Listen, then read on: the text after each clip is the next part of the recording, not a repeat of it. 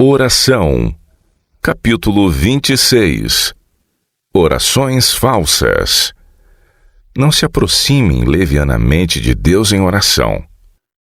A humildade e a reverência devem caracterizar o comportamento de todos os que vão à presença de Deus. Em nome de Jesus, podemos ir perante Ele com confiança, mas não devemos aproximar-nos dele com a ousadia da presunção, como se Ele estivesse ao nosso nível. Há os que se dirigem ao grande, todo-poderoso e santo Deus, que habita na luz inacessível, como se dirigissem a um igual, ou mesmo a um inferior. Aos que se portam na sua casa conforme não imaginariam fazer na sala de audiência de um governador terrestre. Estes devem lembrar-se de que se acham na presença daquele a quem serafins adoram, perante quem os anjos velam o rosto. Orações hipócritas. As orações feitas a Deus para lhe falar sobre a nossa indignidade, quando na realidade não nos sentimos indignos, são orações hipócritas. É a oração contrita que Deus atende, porque assim diz o alto e o sublime, que habita na eternidade, cujo nome é santo. Num alto e santo lugar habito, e também com contrito e abatido de espírito, para vivificar o espírito dos abatidos e para vivificar o coração dos contritos. A finalidade da oração não é produzir qualquer mudança em Deus. Ela põe-nos em harmonia com Deus. Não ocupa o lugar do dever. Orações que projetam sombras gélidas. Temo que haja alguns que não levam as suas dificuldades a Deus em oração privada, reservando-as para as reuniões de oração e ali querem compensar as suas orações de vários dias. Estes podem ser considerados destruidores das reuniões de testemunho e de oração. Não emitem luz, não edificam ninguém. As suas orações frias e formais, os longos testemunhos refletindo a sua apostasia, projetam sombras. Todos se sentem aliviados quando essas pessoas se calam, e é quase impossível dissipar as trevas e a frieza que as suas orações e os seus testemunhos trouxeram à reunião. Segundo a luz que me foi dada, as nossas reuniões devem ser espirituais e sociais e não muito demoradas. O retraimento, o orgulho, a vaidade e o medo dos outros devem ficar em casa. Pequenas diferenças e preconceitos não devem acompanhar-nos a estas reuniões. Como numa família unida, simplicidade, mansidão, confiança e amor devem existir no coração dos irmãos e irmãs que se reúnem para se animarem e fortalecerem ao partilharem a sua luz. Esperar que as nossas orações sejam sempre respondidas como desejamos é presunção. A oração da fé nunca se perde, mas afirmar que ela sempre será atendida do modo como desejamos e concedido o que esperávamos é presunção. Quando parece que as nossas orações não são respondidas, devemos apegar-nos à promessa, pois o tempo da resposta virá certamente e receberemos a bênção de que mais necessitarmos. Mas pretender que a oração será sempre respondida, exatamente do modo e no sentido particular que desejamos, é presunção. Deus é demasiado sábio para errar e demasiado bom para reter qualquer coisa boa dos que andam em retidão. Portanto, não temam confiar nele, ainda que não vejam a resposta imediata às vossas orações. Apoiem-se na sua fiel promessa. Pedi e dá-se-vos-á. A oração não tem mérito em si mesma para purificar do pecado. Os pagãos achavam que as suas orações tinham em si mesmas o mérito de expiar pecados. Assim, quanto mais longa a oração, maior o mérito. Se se pudessem tornar santos pelos seus esforços, teriam em si mesmos alguma coisa de que se regozijar, algo de que se vangloriar. Este conceito da oração é resultante do princípio de autoexplicação que está na base de todos os falsos sistemas religiosos. Os fariseus tinham adotado essa ideia pagã acerca da oração, a qual não se acha de modo algum extinta nos nossos dias, mesmo entre os que professam ser cristãos. A repetição de frases feitas, habituais, quando o coração não sente nenhuma necessidade de Deus, é da mesma espécie que as vãs repetições dos pagãos. A oração não é uma expiação pelo pecado, Não possui em si mesma nenhuma virtude ou qualquer mérito. Todas as palavras floreadas de que possamos dispor não equivalem a um único desejo santo. As mais eloquentes orações não passam de palavras ociosas se não exprimirem os reais sentimentos do coração. Mas a oração que provém de um coração sincero, quando se exprimem as simples necessidades da alma, da mesma maneira que pediríamos um favor a um amigo terrestre, esperando que o mesmo nos fosse concedido, eis a oração da fé. Deus não deseja os nossos elogios cerimoniais, mas o inarticulado grito de um coração quebrantado e rendido pelo reconhecimento do seu pecado e da sua profunda fraqueza alcançará o Pai de toda a misericórdia.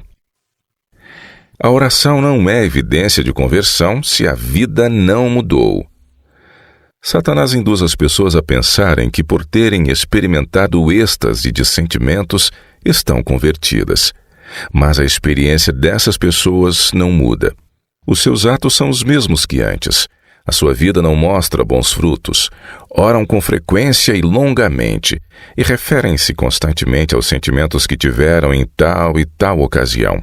Porém, não vivem uma nova vida. Estão iludidas. A sua experiência não vai além do sentimento. Edificam sobre a areia e, ao soprarem os ventos da adversidade, a sua casa é destruída. Muitos tateiam em trevas, buscando os sentimentos que outros dizem ter tido na sua experiência. Ignoram o fato de que o crente em Cristo deve buscar a sua própria salvação com temor e tremor. O pecador convicto tem alguma coisa a fazer. Deve arrepender-se e mostrar verdadeira fé. Quando Jesus fala do novo coração, refere-se à mente, à vida, a todo o ser. Ter uma mudança de coração é retirar as afeições do mundo e fixá-las em Cristo. Ter um coração novo é possuir uma mente nova, propósitos novos, motivos novos. Qual é o sinal de um coração novo? Uma vida transformada. Há um morrer para o egoísmo e para o orgulho, dia a dia, hora a hora. A oração não substitui a obediência. Homens e mulheres, perante as mais claras ordens de Deus, seguirão as suas próprias tendências e depois ousam orar acerca do assunto para convencer Deus a consentir que eles vivam em contradição com a sua expressa vontade. Deus não se agrada de tais orações. Como fez com Eva no Éden, Satanás aproxima-se deles e impressiona-os, e eles experimentam uma determinada sensação, relatando isto como sendo uma experiência maravilhosa que o Senhor lhes concedeu. A comunhão com Deus comunica à alma um profundo conhecimento da sua vontade. Mas muitos que professam a fé não sabem o que é a verdadeira conversão, não têm experiência na comunhão com o Pai através de Jesus Cristo e nunca sentiram o poder da graça divina para santificar o coração. Orar e pecar, pecar e orar, a vida deles está cheia de maldade, engano, inveja, ciúmes e amor próprio. As orações dessas pessoas são uma abominação a Deus. A oração verdadeira mobiliza as energias da alma e influencia a vida. Aquele que assim desabafa as suas necessidades perante Deus sente o vazio de tudo mais debaixo do céu. Há condições para o cumprimento das promessas de Deus e a oração nunca pode substituir o dever. Se me amais, diz Cristo, guardareis os meus mandamentos. Aquele que tem os meus mandamentos e os guarda, esse é o que me ama. E aquele que me ama será amado por meu Pai, e eu também o amarei e me manifestarei a ele. João 14, versos 15 e 21. Aqueles que apresentam as suas petições a Deus, reclamando a sua promessa, ao mesmo tempo que não satisfazem as condições, insultam Jeová. Apresentam o nome de Cristo como autoridade para o cumprimento da promessa, mas não fazem aquilo que demonstraria fé em Cristo e amor a Ele. A oração é o abrir do coração a Deus como a um amigo. Os olhos da fé discernirão Deus muito próximo, e o suplicante pode obter preciosa evidência do amor e do cuidado divinos por ele. Mas por que será que tantas orações nunca são atendidas? Declara Davi: a ele clamei com a minha boca e ele foi exaltado pela minha língua.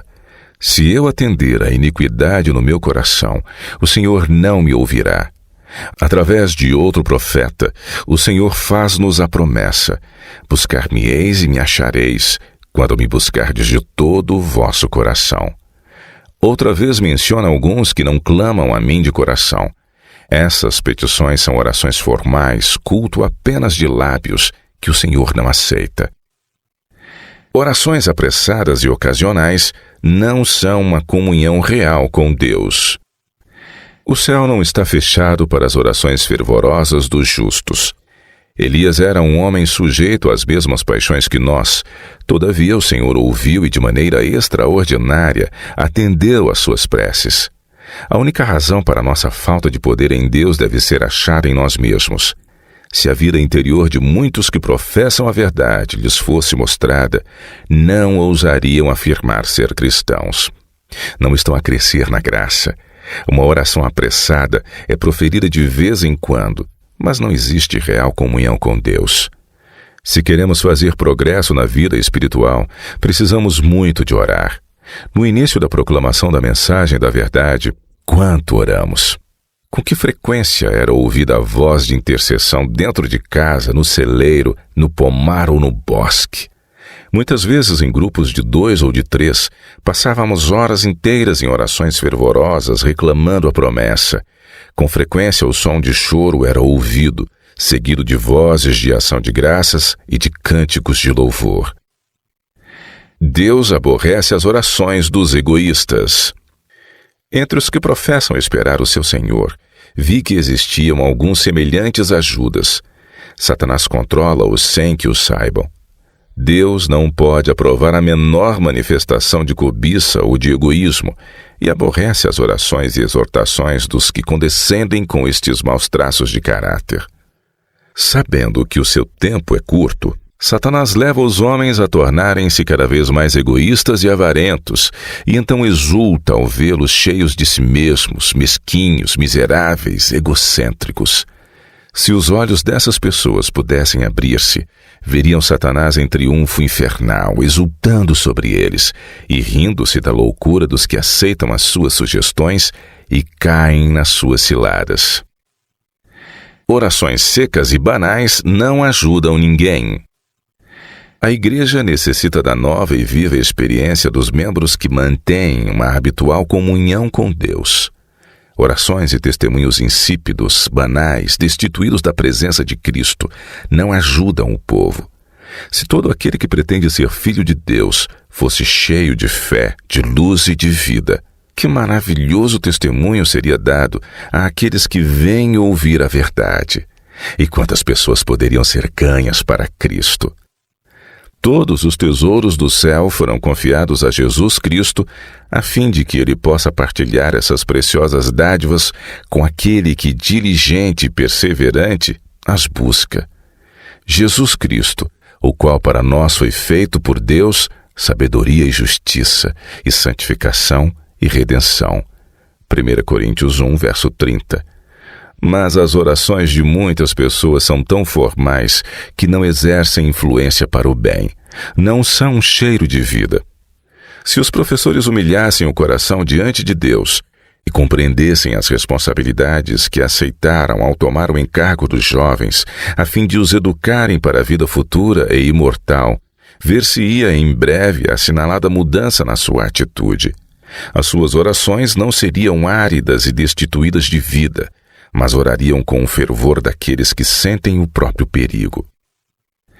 Advertência sobre orações que têm origem no eu.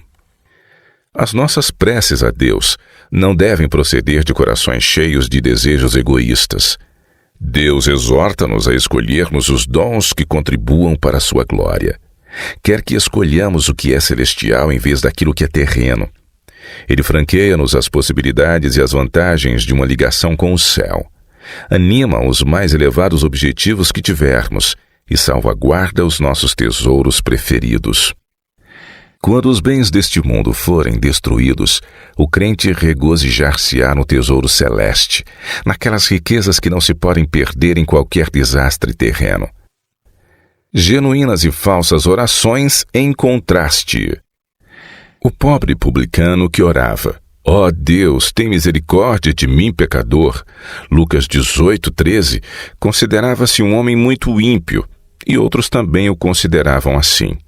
Porém, ele sentia sua necessidade, e com o peso da sua culpa e vergonha, veio perante Deus pedindo-lhe misericórdia. O seu coração estava aberto para que o Espírito de Deus fizesse a sua obra de graça e o libertasse do poder do pecado. Mas a oração orgulhosa e cheia de justiça própria do fariseu revelou que tinha o coração fechado à influência do Espírito Santo.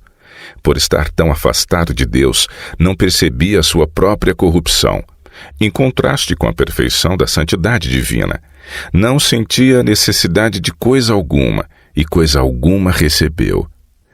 Há duas espécies de oração: a oração formal e a oração da fé. A repetição de frases feitas e rotineiras quando o coração não necessita de Deus é oração formal.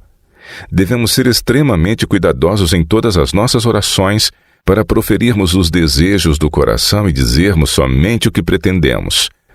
Todas as palavras de retórica de que dispomos não equivalem a um único desejo santo.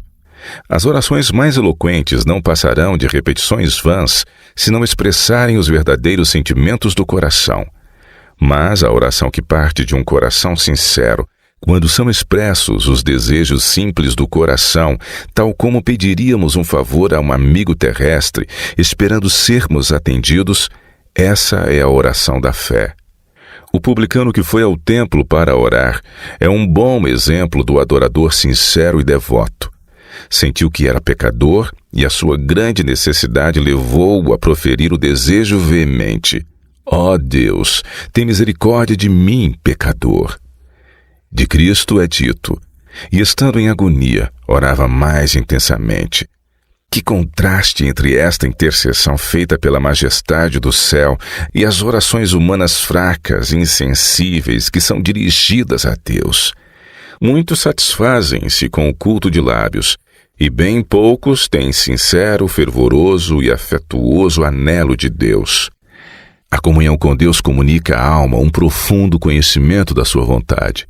Mas muitos que professam a fé não sabem o que é a verdadeira conversão. Não têm experiência na comunhão com o Pai através de Jesus Cristo e nunca sentiram o poder da graça divina para santificar o coração. Orar e pecar, pecar e orar, a vida deles está cheia de maldade, de engano, de inveja, de ciúmes e amor ao eu. As orações dessas pessoas são uma abominação a Deus. A oração verdadeira mobiliza as energias da alma e afeta a vida. Aquele que assim desabafa suas necessidades perante Deus sente o vazio de tudo o mais debaixo do céu. Na tua presença, Senhor, estão os meus desejos todos, e a minha ansiedade não te é oculta, disse Davi. A minha alma tem sede de Deus, do Deus vivo. Quando entrarei e me apresentarei ante a face de Deus? Quando me lembro disto, dentro de mim derramo a minha alma.